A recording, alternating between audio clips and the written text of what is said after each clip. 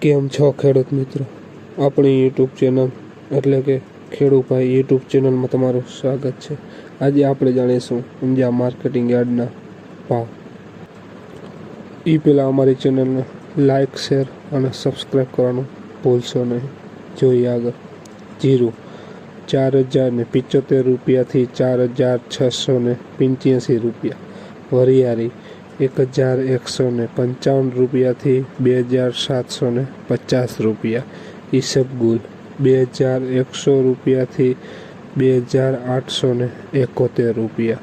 રાયડો 1132 રૂપિયાથી 1145 રૂપિયા। તલ 1850 રૂપિયાથી 2800 રૂપિયા। સુવા 1100 રૂપિયાથી 1441 રૂપિયા। અજમો 1812 રૂપિયાથી 3035 રૂપિયા।